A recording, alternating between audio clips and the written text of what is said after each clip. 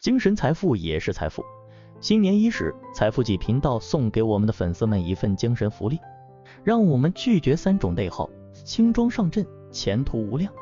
有时候所谓的人生困境，不过是你胡思乱想，自我设置的枷锁，患得患失，会举步难行。过分在意，注定心力交瘁。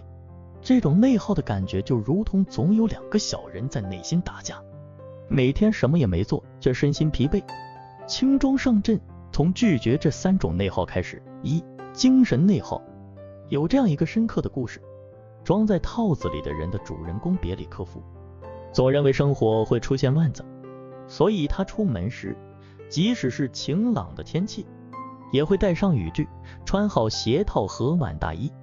他常活在自己臆想的担忧里，最后也在忧虑中逝去。适量的焦虑可以作为前进的动力，但频繁的焦虑只能让自己陷入痛苦的深渊。一个人陷入精神内耗的原因有很多，细细看来，人之所以会烦恼，根源常常在于我们把困难想得太大，把阻碍想得太多，而做得太少。烦恼如果只是被我们拿来反复自我咀嚼，而不用行动去化解，那么它必定会像雪球一样越滚越大，最后压得我们喘不过气来。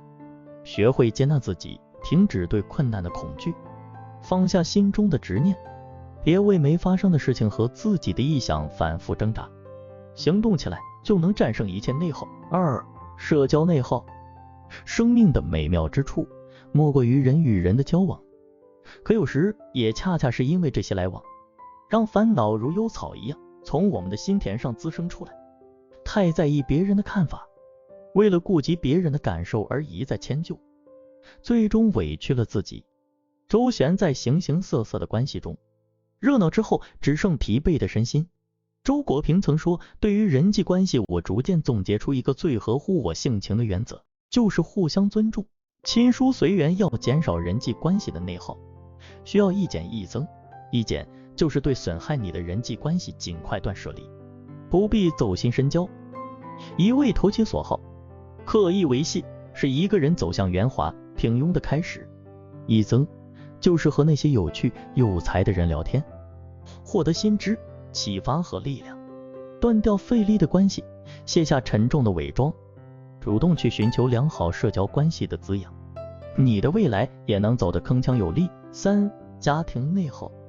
古语云，不义妇多扰，家和贫也足。富裕之家若是纷争不断，也会日渐走向衰败。贫穷的家庭若一片祥和，也能养出上等的风水。一家人在一起，好事坏事都会遇到，若动辄抱怨、挑剔、发脾气，在颓丧的家庭氛围里浸泡久了，自然会出问题。家庭内耗往往比贫穷更可怕，彼此支持体谅，家业才能兴旺发达。被称为第1完人的曾国藩，连考7次才中了个秀才，而曾国藩父亲从未斥责他半句。